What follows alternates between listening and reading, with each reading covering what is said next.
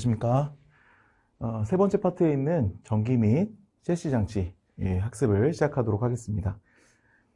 전기와 CC, 아무리 지게차가 구조가 잘 돼 있고 여러 가지 장치가 있다고 하더라도 기본적으로 전력을 공급해주는 전기 장치가 없다고 한다면 무용지물이죠.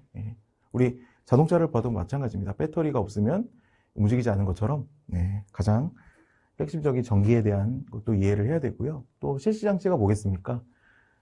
어떤 지게차 전체의 뼈대를 이루는 차체를 이야기하는 것인데, 그래서 CC 장치를 이제 학습을 해보시면 구동계, 조향계,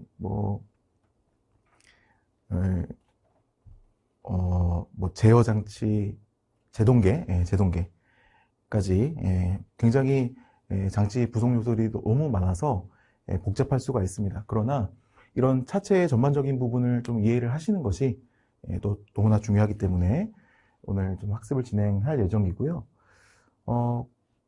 전기장치와 CC장치 두 가지가 있는데, 전기는 일단 주로 암기해야 되는 것들이 너무 많습니다. 그래서 일단 이거는 스스로 좀 학습을 하시면 되겠고, 저는 조금 이제 복잡할 수도 있는 CC를 가지고 오늘 문제풀이를 진행해 보도록 하겠습니다. 먼저 학습 목표를 좀 살펴보면요. CC 장치는 매 시험마다 5에서 6문제 정도 출제가 됩니다. 출제 비중은 10% 내외의 수준이다. 그래서 적지 않게 문제가 출제가 되기 때문에 정확하게 아는 것이 중요하고요. 동력 전달 장치, 조향 장치, 제동 장치, 주행 장치, 이런 부분에 대한 역할과 기본 구조, 작동 원리를 중심으로 학습하는 게 너무나 중요합니다. 명칭과 구성요소 간 연결 관계 또는 기능을 구분하는 문제가 주로 출제되므로 개념 위주의 정확하게 이해를 하는 것이 정말 중요하다. 그래서 CC 장치도 마찬가지입니다. 이 그림이 사파가 많이 되어 있기 때문에 너무나 지문만 보고 우리가 암기할 것이 아니라 그림을 통한 이해가 중요하다는 거 다시 한번 좀 생각을 해주시면 좋겠습니다. 본격적으로 문제풀이를 해보겠습니다. 테마 10, CC 장치에서 첫 번째, 동력 전달 장치가 되겠습니다. 전동 지게차의 동력 전달 순서에 대한 설명으로 옳은 것은, 순서를 보는 거죠. 정답은 2번인데, 우리 이제 저자분께서 변기 앞에서라는 암기 팁을 주셨던 것 같습니다. 그래서 여기 보시면 전동 지게차니까 축, 제구, 변기 앞에서, 이런 식으로 여러분 아마 학습을 하셨을 텐데요. 조금 더 자세하게 보겠습니다. 일단 CC 장치에서 이제 보시면 동력원이 있습니다.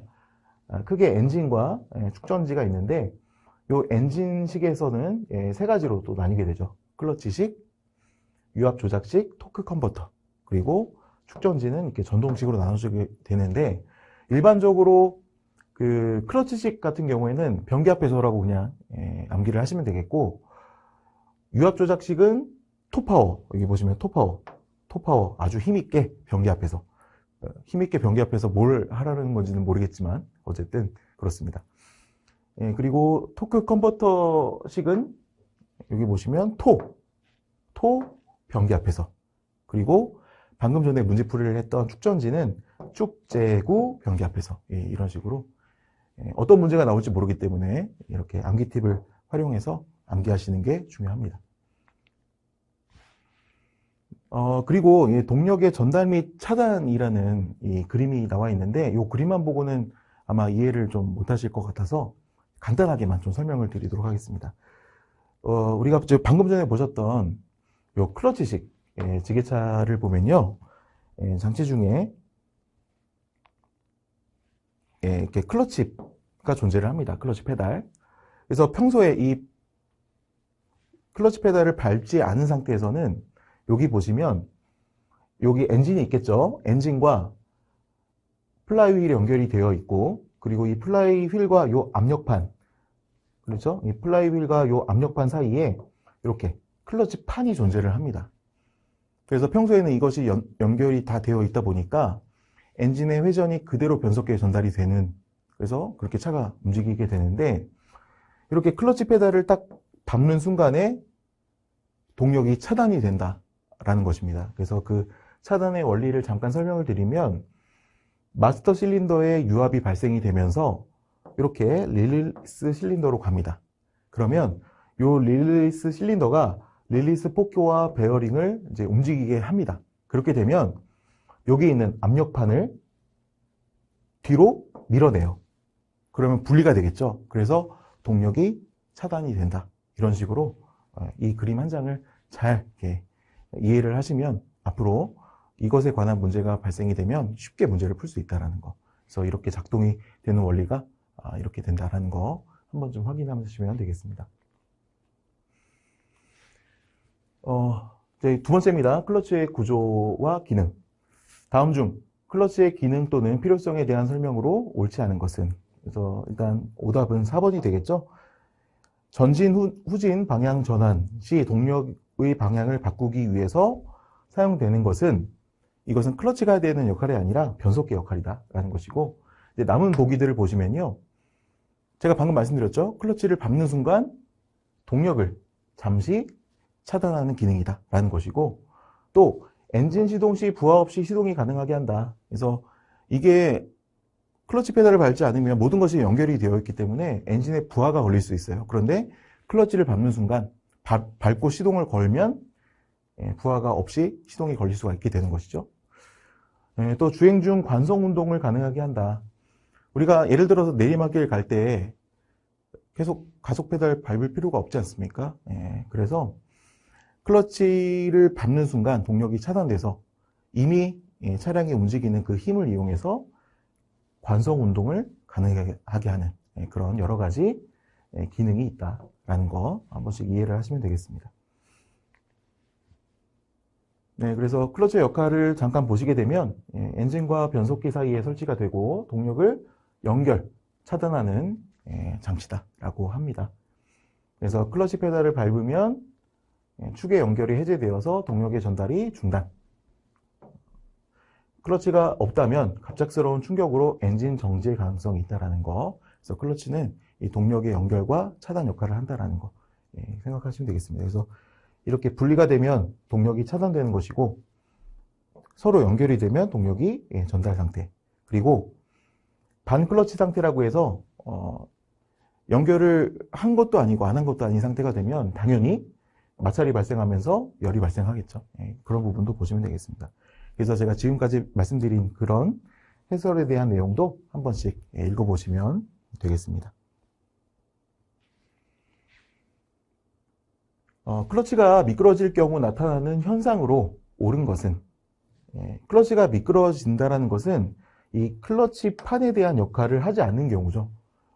그래서 이것이 만약에 연결이 불안정하게 되면 변속기에 동력이 전달이 안 되는 거죠. 그렇기 때문에 당연히 동력 전달이 불안정해진다라는 거죠. 그래서 아까 그런 그림을 이해를 하면 이러한 문제가 나타나도 바로 이렇게 풀 수가 있게 되는 겁니다. 그래서 클러치 페달을 밟으면 동력이 차단되는 것이고, 그 동력 차단은 이 플라이 휠과 압력판의 연결이 해제가 되면서 이 클러치판이 분리가 되는 거. 그리고 클러치 페달을 떼는 순간 다시 이것이 다 유기적으로 연결이 되면서 변속기에 동력이 전달된다라는 정도로 다시 좀 이해를 하시면 되겠습니다. 이제 세 번째입니다. 클러치의 구성 요소별 작용 원리. 다음 중 클러치 디스크에 대한 설명으로 옳지 않은 것은? 일단 오답은 이거죠. 항상 엔진과 직결되어 있다. 엔진과 직결되어 있는 장치는 플라이 휠이다 라고 기억을 하시면 되겠습니다. 이제 남은 보기를 보시면요, 마찰제로 덮여 있어요. 그래서 디스크판이 과열되지 않도록 적절하게 마찰 부속품들이 이렇게 덮여 있는 것이고요. 또 회전력을 전달하는 부품이다. 또 미끄럼 방지, 방금 전에 말씀드렸던 미끄럼 방지를 위해서 사용된다. 이런 세 가지에 대한 설명들이 있다라는 것입니다. 다음 중 클러치의 작동 원리에 대한 설명으로 틀린 것은? 마찬가지죠. 여기 4번입니다. 클러치 페달을 밟으면 플라이 휠과 클러치 판이 밀착되는 것이 아니라 분리되는 것이죠. 그래서 방금 전에 설명드렸던 그런 내용들입니다. 클러치 페달을 밟으면 플라이 휠과 클러치 판이 분리된다. 근데 여기 보시면 일단 1번은 분리가 된다라고 되어 있고 4번은 밀착된다라고 되어 있어요. 그러면 당연히 이 두 가지의 보기 중에서 하나가 정답이 되겠죠. 그래서 남은 두 번째, 세 번째를 제거를 하더라도 두 가지가 이제 남게 되는데 그래도 50%의 확률입니다. 그래서 정확하게 우리가 작동 원리를 이해하는 것이 너무나 중요한 거죠. 이제 네 번째입니다. 클러치의 페달, 유격과 미끄러짐. 클러치를 반복적으로 반쯤 밟고 있을 경우, 반클러치 상태를 얘기하는 거죠. 그럴 때 나타나는 문제. 아까 그림에서 보셨다시피 반클러치 상태는 디스크의 과열 및 마모가 된다. 그래서 반클러치 상태를 많이 사용하게 되면 디스크의 마모 및 어떤 고장의 원인이 된다는 것입니다. 다섯 번째, 변속기입니다. 다음 중 변속기의 역할과 가장 거리가 먼 것은? 그래서 오답은 이제 4번이 되겠죠. 장비의 방향 전환을 하는 것은 뭡니까? 여기 보시면 조향장치. 변속기와는 직접적인 관련은 없다라는 것입니다. 그래서 변속기 역할들을 이제 남은 보기들을 통해 보시면요. 엔진 시동 시에 부하를 줄이는 데에 기여를 한다. 또 엔진의 회전력을 증대시켜서 바퀴에 전달한다. 또 차량의 전진과 후진을 가능하게 한다. 이런 것들이 변속기의 역할이다. 라는 거 꼭 기억을 해주시면 되겠습니다. 수동식 변속기가 장착된 지게차에서 기어 작동 중 이상음이 발생하는 주요 원인으로 보기 어려운 것은? 수동식 변속기죠. 일단 오답은 이제 4번이 되겠는데 웜과 웜기어는 특수 장치에만 활용이 됩니다. 일반적인 장치가 아니고요. 뭐 예를 들어서 승강기, 컨베이어 벨트 뭐 이런 데에서 사용을 하는 기어가 이제 웜과 웜기어다. 그 정도만 알고 계시면 되겠고 남은 이제 세 가지의 보기를 보시면 백래시가 과도하게 클 경우, 백래시라고 하는 건 기어가 이제 맞물려 돌아가면 그 사이 발생되는 틈을 얘기하는 겁니다. 그래서 당연히 과도하게 끄면 소음이 발생할 수가 있겠죠. 또한 오일이 부족하면 이 오일에 여러 가지 기능이 있습니다. 뭐 열을 식혀주는 기능도 있고, 뭐 진동 이런 것들, 소음 감소해주는 역할 이런 것들이 있는데 당연히 부족하면 진동, 소음이 발생할 수가 있다는 것이고요. 변속기 내부 베어링, 각종 부품이 과도하게 마모가 되면 어떻게 되겠습니까? 소음이 발생할 수 있다. 그래서 이렇게 세 가지가 주요 소음 발생 원인이다 라고 보시면 되겠습니다. 자동 변속기의 특성에 대한 설명으로 옳지 않은 것. 이제 수동 변속기가 아니라 자동이죠. 오답은 일단 4번입니다. 연료 효율은 일반적으로 수동 변속기보다 우수하다. 우리가 이제 다음 장에서 제가 설명드리겠지만 자동 변속기를 사용하는 이유가 뭘까요? 원래는 이 자동 변속기가 없으면 우린 모두 다 수동으로 변속을 해야 됩니다. 그런데 자동 변속기를 사용하는 이유가 딱 하나가 있는데 그건 편리함 때문에 그것만으로 이제 사용이 된다라고 보시면 되겠습니다. 그래서 일반적인 특성을 보시면요. 주행 중 진동을 오일이 흡수한다. 그래서 자동 변속기 오일은 이런 기능을 하고 있고요. 차량을 밀거나 끌 경우에는 변속기에 손상이 갈 수가 있습니다. 자동 변속기는 이제 오일 펌프가 작동이 돼야 하면서 여러 가지 기능들이 있는데 다 자동으로 이렇게 제어가 될 수 있도록 해놨는데 그냥 내가 일방적으로 밀거나 끄는 경우에는 당연히 손상이 갈 수가 있다는 것이고요. 클러치 페달 조작 없이도 차량을 출발시킬 수 있다. 우리 요즘에 많은 차량들이 자동 변속기로 그렇게 사용되고 있다는 겁니다. 그래서 여기 다음에 나오는 요 수동 변속기와 자동 변속기의 어떤 비교를 보시면 그냥 요거 하나만 보시면 됩니다. 편리함 때문에. 근데 우리가 편리하기 위해서는 여러 가지 비용들이 비싸지면서 여러 가지 문제점이 발생할 수가 있겠죠. 똑같습니다. 편리함으로 인해서 엔진 효율 뭐 이런 것들은 더 수동 변속기에 비해서는 낮을 수밖에 없다라는 것만 좀 기억을 하시면 되겠습니다. 그래서 여기 나오네요. 자동 변속기의 효율성은 편리함에서 오는 것이지 연료 절약 측면은 아니다 라는 거 기억을 하시면 되겠습니다. 자, 이제 여섯 번째입니다. 드라이브 라인, 추진축이라고 해서요. 드라이브 라인. 지게차의 추진축 회전 시 발생할 수 있는 진동을 억제하기 위해 설치하는 구성 요소. 일단 정답은 이제 3번이 되겠는데요. 밸런스 웨이트라고 해서 여기 있습니다.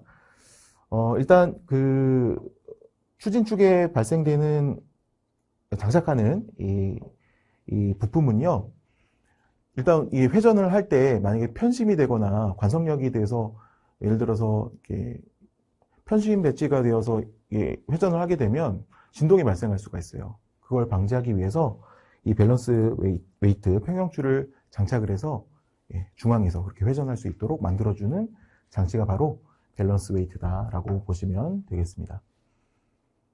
네, 그리고 이제 뭐 남은 보기들을 보시면 추진 측의 스플라인이라고 하는 것은 차가 계속해서 뭐 진동하거나 뭐 비틀리거나 그럴 수 있으면 그것을 신축해주고 그런 장치를 스플라인이라고 하고요. 클러치 디스크는 아까 보셨죠? 클러치판. 엔진의 그 회전력을 변속기에다 전달하는 그 역할을 하는 것이고, 자재 이음은 이제 다음 문제에서 제가 설명드리도록 하겠습니다. 추진축 앞뒤에 자재 이음을 설치하는 주된 이유로 옳은 것은 방금 보셨던 자재 이음이 바로 여기 보시면 유니버셜 조인트라고 하는 겁니다.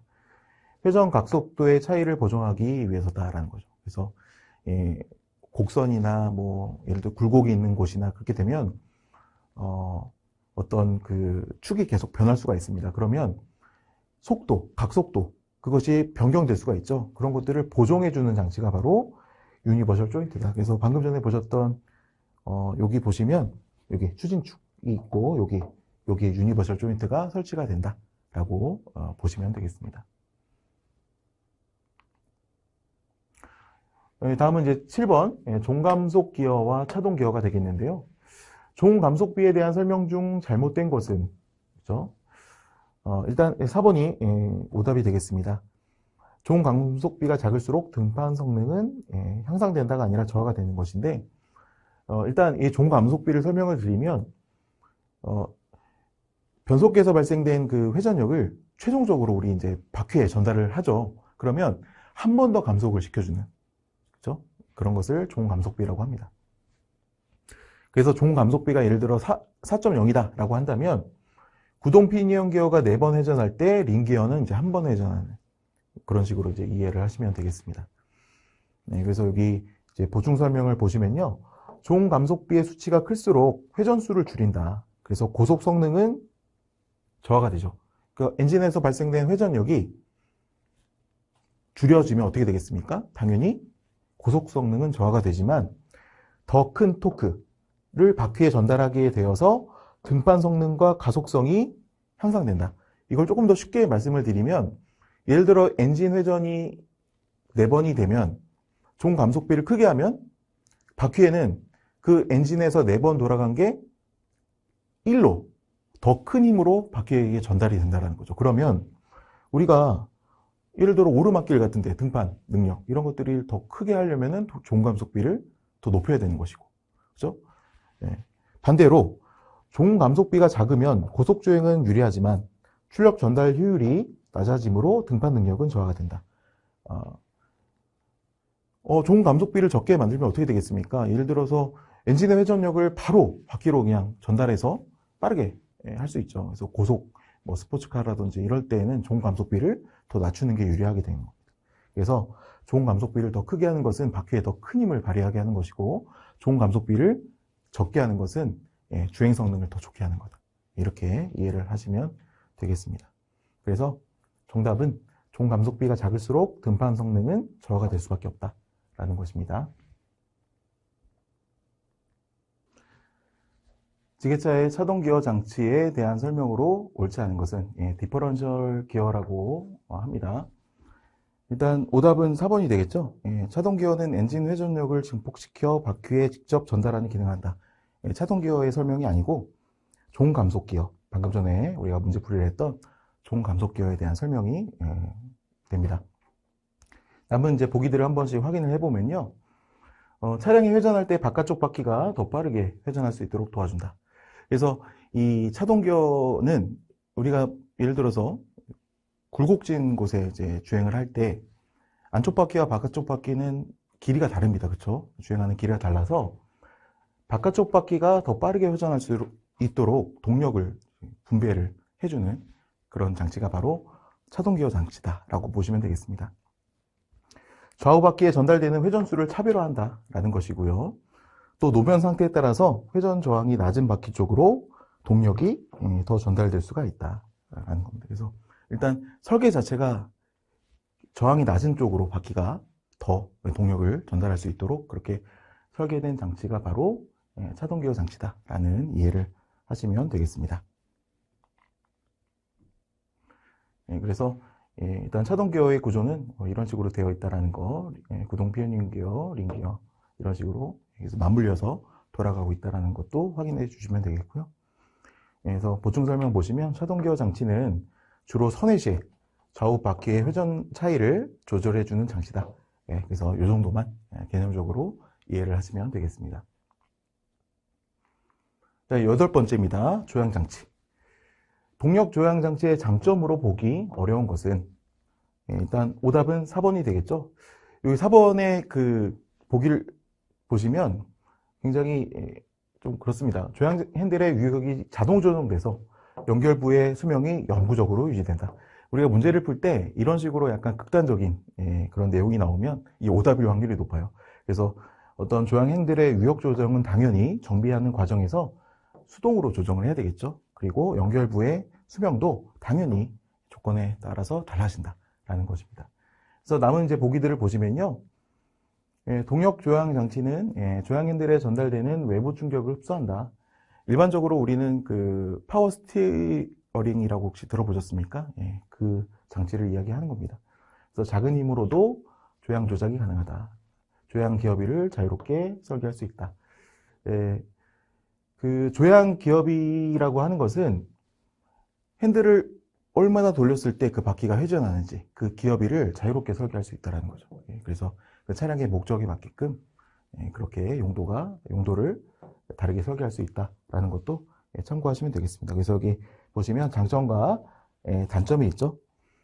동력 조향 장치는 무수한 장점이 있지만 단점을 보시면 구조가 복잡하고 또 복잡하면 수리가 어렵죠. 그래서 이렇게 연계해서 암기하시는 것도 좋습니다. 장점이 많은 반면 단점은 구조가 복잡하고 그래서 고장할 때 수리가 어렵다. 이런 식으로 개념적으로 이해를 하시면 되겠습니다.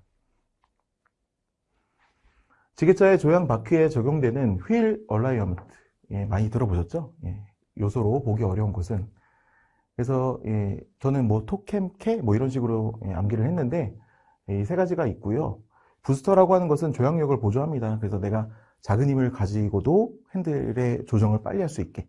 그래서 일반적인 승용차도 그렇지만 대형 트럭이나 이런 화물차나 이런 경우에도 이 부스터를 활용해서 조향을 원활하게 할 수 있다는 것입니다. 그래서 이 캠버캐스터 토인을 한번 보시게 되면은 이렇게 되어 있습니다. 일단 토부터 보시겠습니다. 토는 바퀴를 위에서 바라봤을 때에 이제 얼마나 모여 있는지 그 정도를 나타내고 있습니다. 그래서 지게차에는 특히 이 토인을 적용을 했다라는 거죠. 그 이유는 지게차는 보통 이제 하중을 떠받치고 있죠. 그렇기 때문에 바퀴의 벌어짐을 방지하고 직진에 대한 안정성을 유지하고 하고 있습니다. 그래서 토인을 적용하고 있고 이제 캠버를 보시면 바퀴를 이제 정면에서 이제 앞에서 봤을 때의 요 기울기를 나타내고 있습니다. 그래서 지게차에는 기울기가 없이 수직 방향으로만 적용할 수 있도록 되어 있습니다. 왜냐하면 당연히 접지력이 균형이 잡히게 그렇게 되어 있어야 된다는 거죠. 그래서 조향의 안정성을 확보하기 위해서 기울기가 아니라 수직에 그렇게 수직으로 형성이 되어 있다는 것이고요. 캐스터를 보시면 조향축을 옆에서 측면에서 이제 본 기울기를 이야기를 합니다. 그래서 여기 보시면 네거티브 캐스터가 있고 포지티브가 있는데 지게차는 포지티브 캐스터를 적용을 합니다. 그 이유가 지게차 같은 경우에는 좁은 공간에서도 많은 회전도 하고 여기에서 적재했다가 저기에서 또 하얗겠다 막 옮기고 다닙니다. 그렇기 때문에 회전이 발생했을 때 다시 원상태가 되면 핸들이 복귀가 되는 거, 그것은 바로 이 플러스 캐스터, 포지티브 캐스터가 적용이 되는 것입니다. 그래서 지게차는 일반적으로 토인을 적용하고 캠버는 수직, 캐스터는 포지티브로 적용하고 있다라는 점만 기억하시면 되겠습니다. 자, 이제 9번째입니다. 제동장치. 지게차의 제동 방식 중 기관 자체의 작용으로 감속 효과를 얻는 방식은, 그래서 네 가지 브레이크가 있는데 자체의 작용으로 감속을 하는 거니까 당연히 이제 엔진 브레이크가 되겠습니다. 그래서 엔진 브레이크는 기관의 압축 압력을 이용해서 기관에 부하를 주는 방식으로 연료의 공급 없이도 감속 효과를 얻는 제동 시스템이다. 그래서 일반적으로 브레이크를 너무 많이 밟는 것보다 엔진 브레이크를 적절하게 활용을 해서 부하를 감소시키는 것이 더 효과적이겠죠. 그래서 내리막길이나 장시간 제동이 필요한 상황에서 사용된다. 그래서 엔진 브레이크가 되겠고요. 남은 브레이크를 좀 설명드리면 진공 보조식 브레이크는 진공압을 이용해서 보조를 해줍니다. 그래서 매우 강력한 힘으로 제동이 되면서 일반 승용차나 자동차에서 많이 활용이 되고 있습니다. 유압식 브레이크는 유압을 이용해서 브레이크를 사용하는 거죠. 그래서 일반적으로 일반 지게차에는 이런 유압식 브레이크를 활용하고 있고요. 공기압 브레이크는 이제 엔진이 작동될 때 그 엔진의 압축 압력을 이용해서 브레이크를 이제 하는 방식인데, 이제 대형 버스, 화물차 이런 데서 공기압 브레이크를 많이 사용하고 있다. 그래서 이 정도의 개념만 좀 이해를 하시면 되겠습니다. 베이퍼록 현상의 주된 원인으로 보기 어려운 것은? 그래서 오답은 이제 4번이 되겠습니다. 라이닝과 드럼 간극이 큰 상태는 이제 브레이크가 제대로 작동이 되지 않은 상태죠. 그래서 베이퍼록 현상과는 이제 관련이 없다라고 보시면 되겠고, 그러면 베이퍼록 현상은 요 세 가지가 되겠습니다. 브레이크의 과다 사용으로 인한 드럼의 과열. 일단 브레이크를 너무 많이 사용하다 보면 당연히 과열이 되겠죠. 그러면 그 과열이 된 것이 거기서만 끝나는 것이 아니라 브레이크 액 내부에 기포를 발생시킵니다. 그래서 잔압이 생겨서 유압이 제대로 전달이 돼야 되는데 그런 잔류 기포 때문에 제대로 전달되지 않는 현상을 우리는 베이퍼록이다, 이렇게 보시면 되겠고, 베이퍼록 현상과 굉장히 비슷한 페이드 현상이라는 게 있습니다. 그래서 이 페이드 현상을 보시면 그 마찰 개수의 저하로 제동력이 약해지는 현상으로 브레이크의 과도한 사용으로 마찰부가 고온 상태로 지속이 되는 그 단순한 그 현상을 페이드라고 하고, 베이퍼록은 브레이크 액이 가열되면서 생긴 열이 브레이크 액까지 전달이 돼서 브레이크 액이 기화가 되어서 기포가 발생되는 현상. 그래서 페이드와 베이퍼록 이 두 가지를 잘 구별해서 암기하시는 게 좋습니다. 이제 10번째입니다. 주행장치. 지게차 타이어의 구조 중 타이어의 형태를 유지하고 하중과 충격에 대응하는 골격을 형성하는 부분은 무엇인가? 우리가 일반적으로 타이어는 트레드만 우리가 많이 알고 있는데 각가지의 용어가 있습니다. 일단 골격을 형성하는 것은 이제 카커스라고 하는데요. 고무로 코팅된 코드층이 여러 겹쳐진 구조다. 그래서 기본 이제 뼈대를 이루고 있다라고 보시면 되겠습니다. 그래서 간단한 용어들을 보시면 트레드는 노면과 직접 접촉되는 마모가 되는 그런 부분을 이야기를 하고 있고요. 카커스는 타이어의 골격을 형성하고 있고, 여기 보시면 브레이커라고 있습니다. 이 브레이커는 이 트레드와 카커스, 이 주요 골격을 형성하는 이 부분 사이에 형성되어 있어서 트레드의 손상이 카커스에 직접 전달되는 것을 방지하는, 충격 흡수하는 역할을 브레이커가 하고 있다라고 보시면 되겠습니다. 자, 그리고 이제 비드라고 하는 것은 이 부분인데요. 타이어가 그냥 타이어만 존재하는 게 아니라 이제 우리 휠과 연결이 되어 있죠. 연결 부분을 타이어가 이탈되지 않도록 꽉 잡아주는 역할을 이 비드가 하고 있어요. 그래서 비드 내부에는 철심이 이렇게 박혀 있습니다. 그리고 이제 사이드월은 측벽이죠. 여기 보시면 이 부분을 이야기하는데 측면의 보호 및 타이어의 어떤 뭐 정보 이런 것들이 기입이 되어 있습니다. 자, 그리고 설명되지 않은 요 숄더가 있는데 어깨죠, 어깨. 그래서 요 트레드와 요 사이드월 요 사이에 두꺼운 고무층이 있어요. 그 부분을 숄더라고 합니다. 그래서 타이어의 구조가 이렇게 되어 있구나. 우리가 또 일반적으로 타이어 많이 교체도 하고 계시죠. 그렇기 때문에 그런 타이어의 기본적인 구성 요소를 알고 있는 것도 좋습니다. 타이어 트레드에 대한 설명으로 적절하지 않은 것은? 일단 4번이 오답이 되겠습니다. 트레드가 마모가 되면 접지 면적이 증가하여 제동력이 높아진다. 반대죠. 트레드가 마모가 되면 될수록 접지 면적이 감소가 돼서 제동력이 떨어질 수밖에 없다는 겁니다. 그래서 남은 이제 보기들을 보시면요. 트레드 마모는 구동력 저하로 이어질 수가 있고요. 또 공기압이 과도하면 트레드 중앙부의 마모가 커진다. 타이어의 구조상 공기압이 과다 충전이 되면 중앙부가 더 쉽게 블록해집니다. 그래서 중앙부에 마모가 생기고, 반대로 또 공기압이 과도하게 부족하게 되면 측면이 많이 이제 사이드 부분이 마모가 심해지겠죠. 마모가 심하면 제동력이 떨어지고 안전에 위협이 된다. 당연히 정답이 되겠습니다. 그래서 오답은 이제 4번이 되겠습니다. 네, 이렇게 전기 및 CC 장치에서 CC 장치를 중점적으로 학습을 해봤습니다. 뭐 구동계부터 시작해서 조향계, 뭐 제동계, 여러 가지 장치들이 너무 많아서 복잡하지만 어쨌든 우리가 이것을 알아야 지게차 구조부터 시작해서 엔진, CC, 전기, 그리고 유압, 모든 장치를 다 이해할 수 있는 기본 바탕이 되는 것입니다. 그래서 너무 많다고 힘들게만 생각하지 마시고, 우리가 나중에 지게차를 운전할 때 각각의 장치를 먼저 이해하고 학습한다라는 관점에서 그렇게 문제풀이를 해주시면 감사하겠습니다. 그러면 저는 다음 4번째 파트인 유압 장치를 통해서 다시 만나 뵙도록 하겠습니다. 감사합니다.